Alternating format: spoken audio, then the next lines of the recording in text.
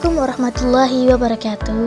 Yang terhormat Bapak Ronawan Juniatmoko SPD MSI, dan yang berbahagia teman-teman kelas akuntansi syariah 2C dan teman-teman yang menyempatkan melihat channel video kami, yang mana dalam tugas kali ini yaitu tugas mata kuliah statistika, kami dari kelompok 3 akan membahas mengenai distribusi, frekuensi, dan penyajian data, yang mana video kali ini disusun oleh 3 anggota. Yang pertama yaitu saya sendiri, Yahya Wulandari, yang kedua Muhammad Ali Iqbal, dan yang ketiga Fatimah Nur Prawati.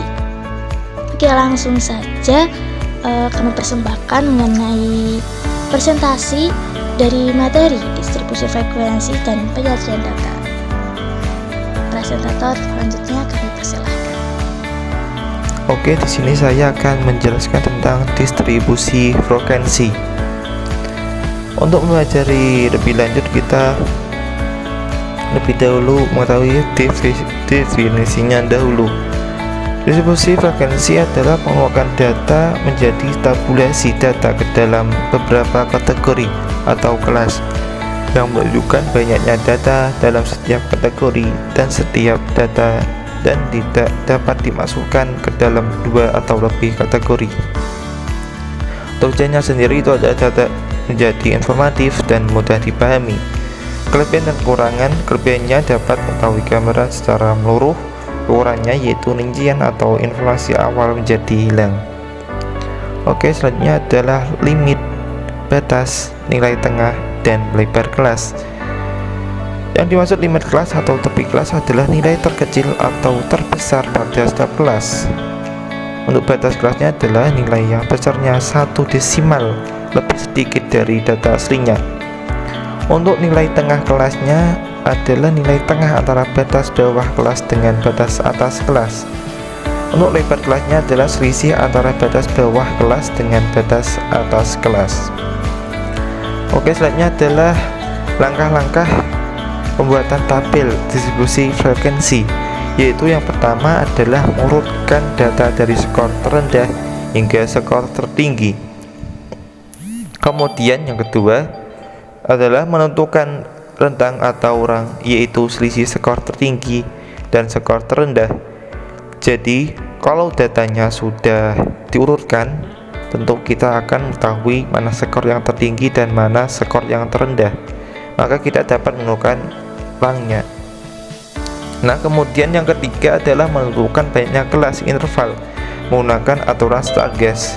Nah, rumusnya yaitu banyak kelas saya singkat dengan BK sama dengan 1 ditambah 3,3 log N. Nah, N-nya itu di sini adalah banyaknya data. Oke, lanjut keempat adalah menentukan panjang kelas. Nah, panjang kelas di sini saya lambangkan dengan P, yaitu rentang atau rang dibagi dengan banyaknya kelas. Nah, rentang atau rang didapat dari selisih skor tertinggi dan skor terendah yang ini. Nah, kemudian banyak kelas didapat dari aturan Stargate, yaitu 1 plus 3 log N. N itu berupa banyak datanya. Nah, kemudian setelah itu menentukan panjang kelasnya, baru kita input dalam interval kelas. Jadi data-data yang ada sebenarnya kita input ke dalam interval kelas. Nah, yang terakhir adalah melakukan penerusan atau tabulasi. Naiknya tujuannya untuk mengetahui jumlah frekuensi. Oke, nah berikut adalah contoh data yang saya berikan di sini. Nah, sini bentuknya data acak ya. Jadi yang tertinggi, yang terendah itu ada di sini semuanya dan belum saya urutkan. Nah, ini banyak datanya, ada 75. Oke, lanjut. Nah, kita akan membuat tabel distribusi frekuensi dari data ini dengan langkah-langkah seperti yang tadi saya sebutkan. Nah, langkah yang pertama adalah mengurutkan data dari yang terkecil sampai yang terendah. Nah, kita lihat, nah di sini sudah saya urutkan. Yang terkecil ternyata adalah 48 dan terbesarnya adalah 95. Iya, yang terkecil 48, yang terbesar adalah 95. Nah, kalau sudah kita urutkan, kita masuk ke langkah kedua, yaitu menentukan rentang atau rang, yaitu dengan mencari selisih antara data tertinggi dengan data terendah. Maka rang adalah 95 dikurangi 48 jadinya 47. Nah, kalau sudah menemukan rang, baru kita masuk ke langkah ketiga, yaitu menentukan banyaknya kelas interval. Nah, oke, kita tentukan banyaknya kelas interval, yaitu dengan aturan Stargast, yaitu 1 plus 3,3 log n. Kan tadi saya jelaskan ya, n-nya itu di sini adalah banyaknya data. Berapakah banyak data? Yaitu 75. Nah, kita substitusikan, yaitu 1 ditambah 3,3 log 75. Nah, maka untuk log 75 adalah 1,8751, kemudian kita kali dengan 3,3 baru tambah 1, hasilnya adalah 7,188. Nah, maka banyak kelasnya adalah 7 atau 8. Nah, jadi 7,188 ini kalau kita bulatkan, pasti pembulatannya adalah 7 karena ke bawah. Ya, nah, tetapi kita juga boleh mengambil kelasnya 8 karena 7 ini adalah kelas minimal berat jika Anda 7 atau 8. Tetapi ada dua pilihan, nanti akan muncul di langkah keempat. Nama kita harus memilih 7 atau 8 ya. Nah, sekarang kita masuk ke langkah keempat, yaitu menentukan panjang kelas. Menentukan panjang kelas yaitu P-nya, yaitu dengan cara rentang atau rang dibagi banyaknya kelas. Nah, di sini saya ambil tadi rentangnya, kita sudah dapat 47. Nah, sekarang saya gunakan banyak kelas, ini 7 ya, belum 8. Saya ambil yang 7 dulu, berarti 47 dibagi 8, maka dapatnya 6,714. Kalau kita bulatkan pembulatannya jadi ke atas karena ini 7, karena 7. Nah, kenapa tadi harus ada pilihan 7 atau 8? Karena dalam penentukan panjang kelas di sini ada syaratnya. Nah, syaratnya adalah BK dikali P lebih dari sama dengan R ditambah 1. Nah, maka tadi BK-nya adalah banyak kelas, adalah 7 ya. Kemudian dikali P-nya, itu adalah yang ini hasilnya ya, maka dimensi juga 7. Nah, lebih dari sama dengan P-nya, itu adalah rangnya, yaitu 47. Kemudian ditambah 1. Nah, maka di sini 7 dikali 7 sama dengan 49, lebih dari sama dengan 48 atau 65. Ini sudah N ini sudah memenuhi syarat lebih dari 48, maka kita boleh menggunakan banyaknya kelas adalah 7. Nah, tapi kalau di sini belum memenuhi syarat, maka kita boleh mengambil banyak kelas yang 8 ya. Nah, seperti itu. Oke, nah, kemudian langkah kelima yaitu menginput nilai ke dalam interval kelas. Nah, di sini sudah ada kelasnya, yaitu mulai dari 8, 48 sampai 54. Nah, ini adalah panjang kelasnya tadi adalah 7, berarti 48 sampai 54. Nah, jadi panjang kelasnya yaitu 48, kemudian 49, kemudian 50, 51, 52, 53, 54. Nah, baru 1, 2, 3, 4, 5,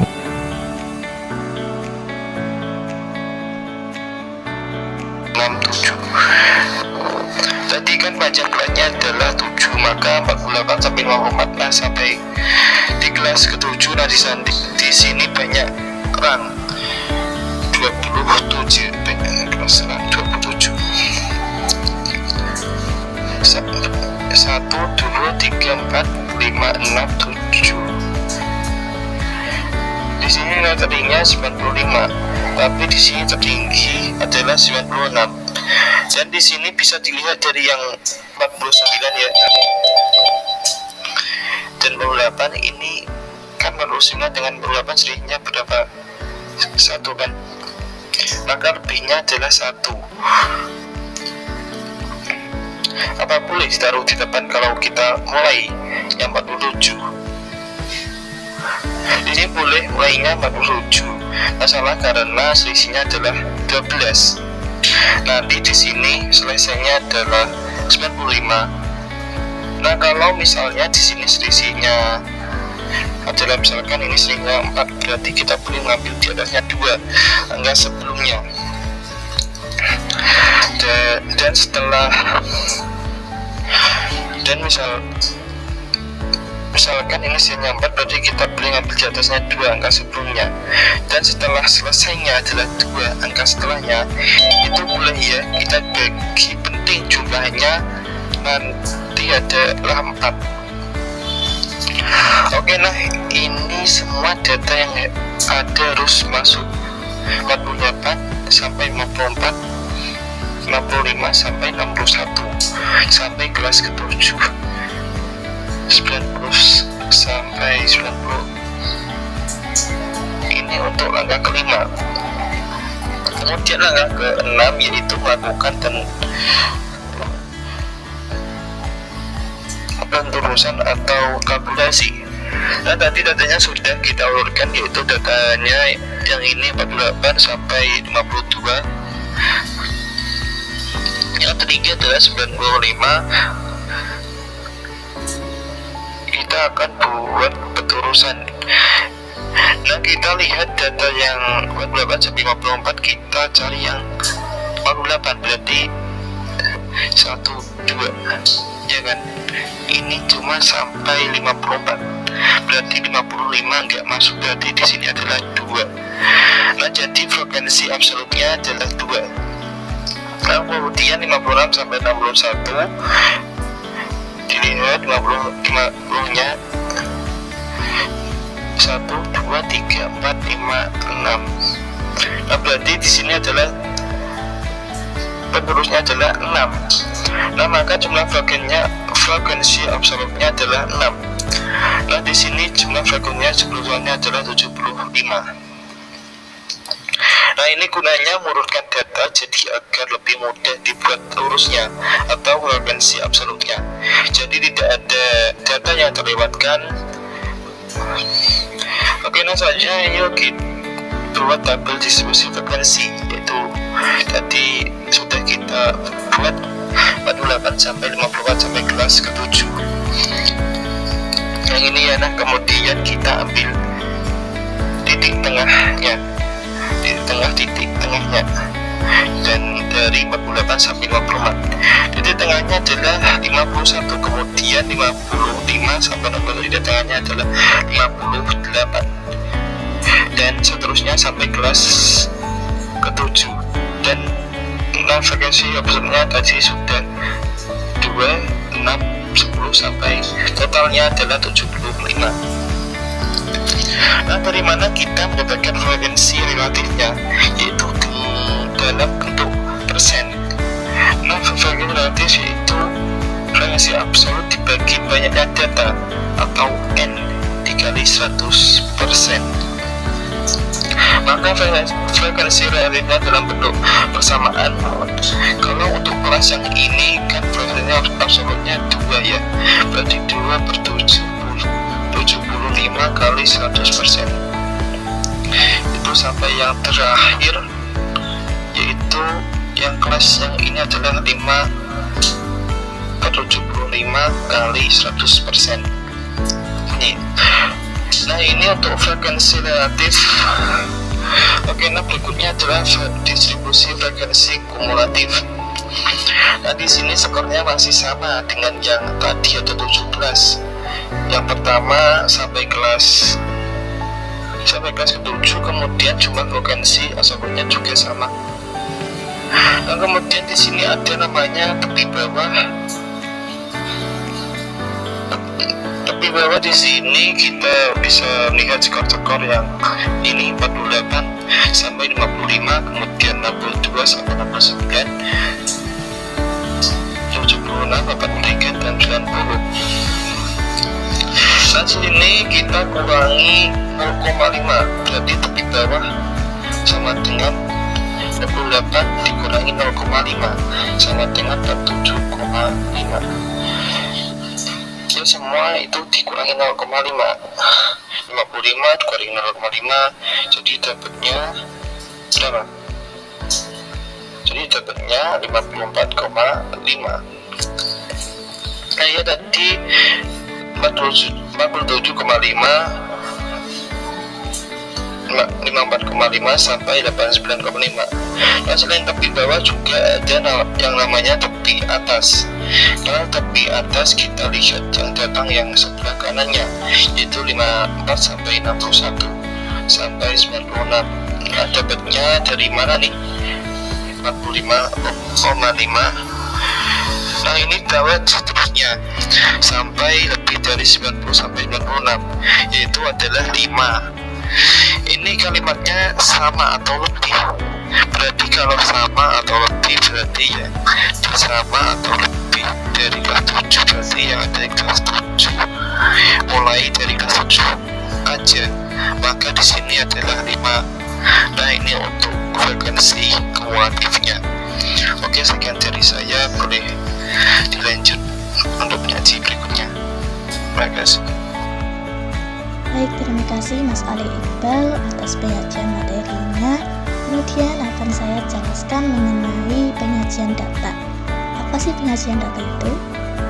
Nah, penyajian data adalah kegiatan menampilkan data dalam bentuk yang lebih mudah difahami melalui tabel, grafik atau diagram atau bentuk lainnya untuk menunjukkan hubungan, perbandingan, pola kecenderungan dalam data.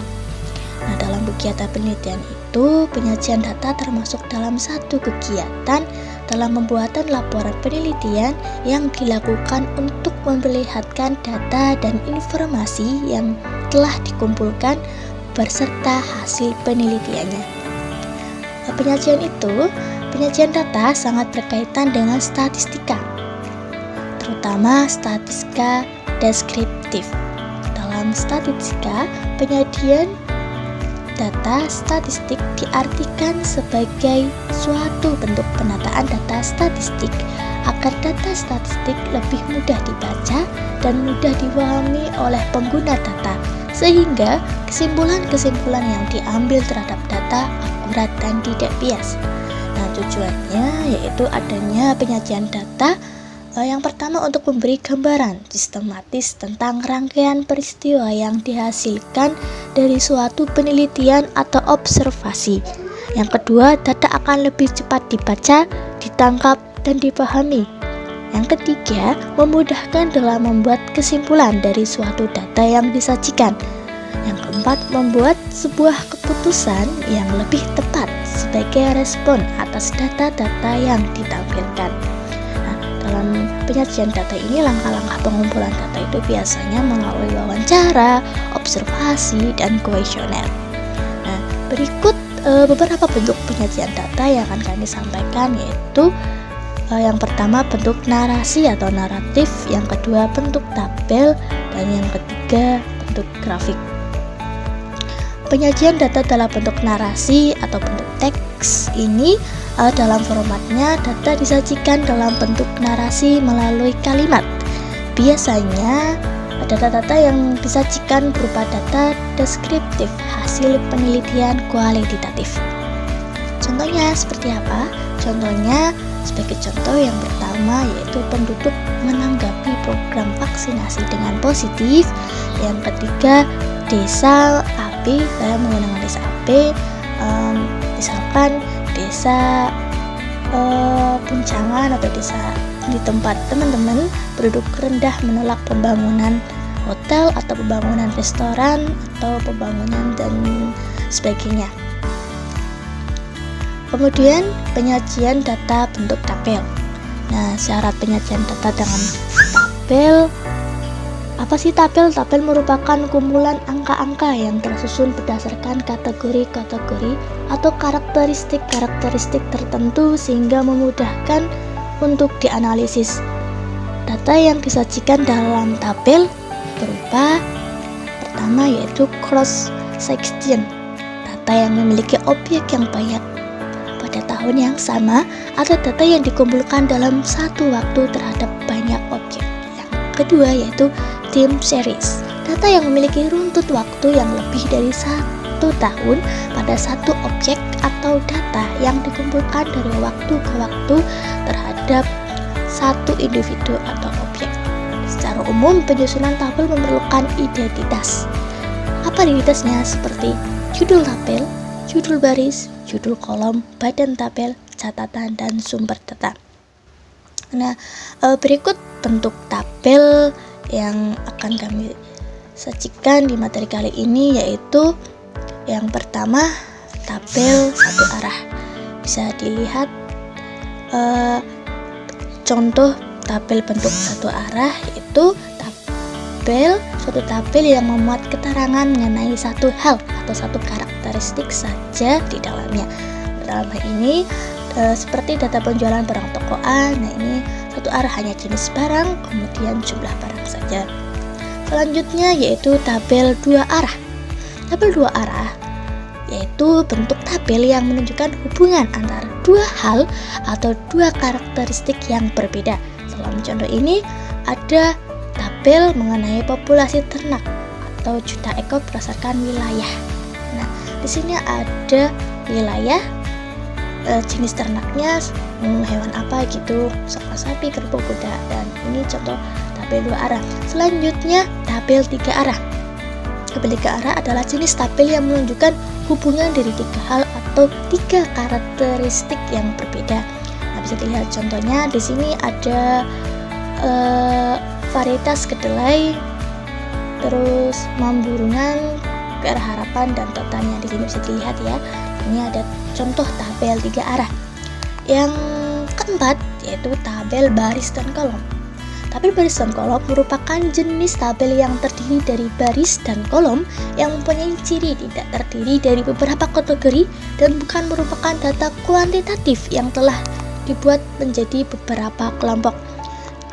Bisa dilihat contohnya, contoh tabel baris kolom terdiri dari tahun, jumlahnya bisa barang, harga, dan barang A dan barang B, dan masing-masing ada harga tertentu. Kemudian tabel kontingensi. Apa itu tabel kontingensi? Tabel kontingensi adalah bagian dari tabel baris kolom. Namun jenis tabel ini memiliki ciri khas khusus, yaitu penyajian data yang terdiri dari dua faktor atau dua variabel. Di sini contohnya ini ada lokasi kejadian cedera, penyebab cedera, terus ini pertanyaan-pertanyaan dan jumlahnya. Selanjutnya yaitu mengenai penyajian data dengan dengan grafik. Apa itu grafik? Jelas teman-teman sudah familiar tentang grafik. Namun dalam kali ini sedikit mengulas kembali mengenai grafik. Grafik adalah gambar yang terdiri atas garis dan titik koordinat. Dalam sebuah grafik terdapat dua jenis garis koordinat, yakni garis koordinat X dengan posisi horizontal dan garis koordinat Y dengan posisi vertikal. Selain menyajikan data dengan menggunakan tabel, teman-teman juga bisa dapat menyajikan data dengan menggunakan gambar-gambar atau grafik. Banyak sekali jenis tampilan data dalam bentuk grafik. Pada bagian ini kami hanya menyampaikan grafik-grafik yang umum dijumpai, seperti bisa dilihat teman-teman ada contoh grafik garis, yang kedua grafik balok dan batang, dan yang ketiga grafik lingkaran. Bisa dilihat di gambar materinya. Apa sih fungsi grafik itu? Ya, pasti ada materi, ada fungsinya juga. Grafik adalah untuk menggambarkan data-data yang berupa angka-angka ke bentuk yang lebih sederhana. Jadi ini akan lebih memudahkan kepada penyaji, lebih sederhana dan sangat teliti, secara teliti dan menjelaskan perkembangan serta perbandingan suatu objek ataupun peristiwa yang saling berhubungan secara singkat dan jelas. Oke, terima kasih dari saya. Untuk peserta selanjutnya saya serahkan ke Mbak Fatimah. Setelah mengetahui tentang dasar-dasar dari grafik, tentang bagaimana syaratnya, bagaimana bentuknya, sekarang kita masuk ke grafik yang digunakan dalam distribusi frekuensi. Sebenarnya hampir sama seperti bentuk-bentuk dalam grafik. Ada yang pertama, grafik yang digunakan dalam distribusi frekuensi adalah grafik histogram. Grafik histogram ini bentuknya sama dengan grafik batang seperti yang kita lihat di PowerPoint ini. Grafiknya sama seperti grafik batang. Penjelasannya seperti tampilan grafik dari tabulasi frekuensi yang digambarkan dengan garis batang sebagai penggambaran data. Histogram menghubungkan dari kelas interval dengan sumbu X dan frekuensi setiap kelas pada sumbu Y. Grafik yang selanjutnya, grafik yang kedua adalah grafik poligon. Grafik poligon ini merupakan tampilan poligon berupa grafik garis-garis patah yang diperoleh dengan cara menghubungkan puncak masing-masing nilai kelas tengah dan jumlah frekuensi pada kelas tersebut. Poligon ini baiknya digunakan untuk membandingkan bentuk dari dua distribusi. Bentuknya grafik poligon seperti gambar yang di samping ini. Yang ketiga ada kurva O'Keeffe. Kurva O'Keeffe ini adalah grafik yang digambarkan berdasarkan data yang sudah disusun dalam bentuk tabel distribusi frekuensi kumulatif. Di kurva O'Keeffe ini juga nanti terdapat dua garis. Yang pertama ada garis naik atau O'Keeffe naik, kedua ada O'Keeffe turun. Untuk O'Keeffe naik atau grafik yang naik ini perhitungannya dalam frekuensi kumulatif kurang dari, dan untuk perhitungan dari O'Keeffe turun ini menggunakan frekuensi kumulatif lebih dari. Untuk tabel dari distribusi frekuensi kumulatif ini sudah dijelaskan oleh Mas Iqbal. Lalu terdapat penyajian data dalam grafik dan tabel. Gimana sih apa aja yang dipelajarin dalam membuat grafik dan tabel ini? Yang kita pelajari itu nanti ada batas kelas.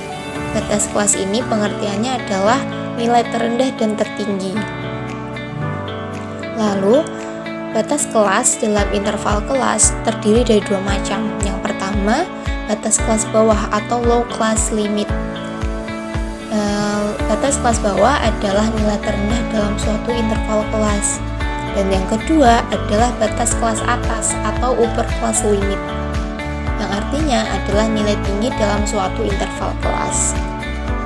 Lalu contohnya ada di slide selanjutnya. Bisa kita lihat bahwa mana saja dari bagian dari batas kelas atas dan mana saja bagian dari batas kelas bawah. Yang kita pelajari selanjutnya adalah nilai tengah. Nilai tengah ini merupakan tanda atau perinci dari suatu interval kelas dan merupakan satu angka yang dapat dianggap mewakili suatu interval kelas. Lalu selain itu, nilai tengah merupakan nilai tengah kelas yang kelasnya berada di tengah-tengah pada setiap interval. Jadi Tanda nilai tengah adalah biasanya kelasnya berada di tengah-tengah pada setiap interval kelas.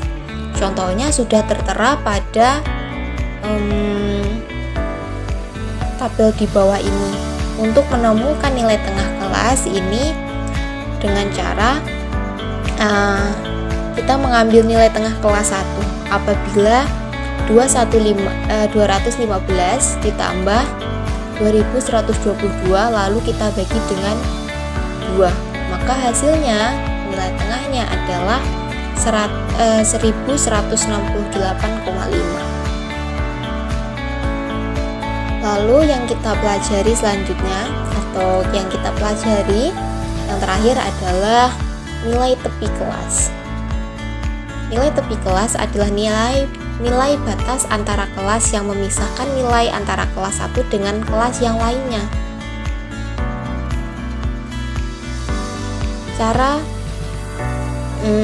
Cara menentukan nilai tepi kelas adalah penjumlahan nilai atas kelas dengan nilai bawah kelas diantaranya dan dibagi dengan 2. Contohnya ini seperti tabel di bawahnya ini.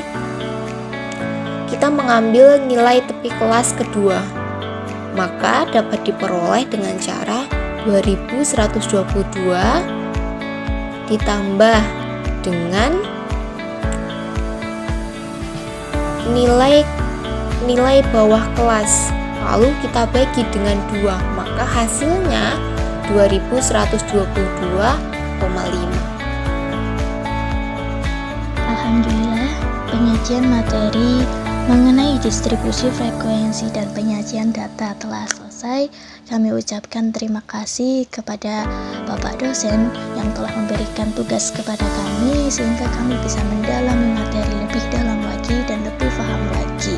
Kemudian kami juga ucapkan terima kasih kepada teman-teman yang ikut berpartisipasi dalam melaksanakan tugas-tugas dalam mensupport tugas kami lewat menonton video kami. Semoga materi yang kami sampaikan bisa bermanfaat bagi kita semua. Kami mohon maaf apabila kurangnya materi atau ketidaklengkapan materi karena kami juga sama-sama masih belajar. Apabila ada koreksi bisa dikoreksi di kolom komentar, dan apabila ada penambahan bisa di komentar juga di kolom komentar di YouTube kami. Terima kasih semuanya. Sekian dari kelompok 3. Assalamualaikum warahmatullahi wabarakatuh.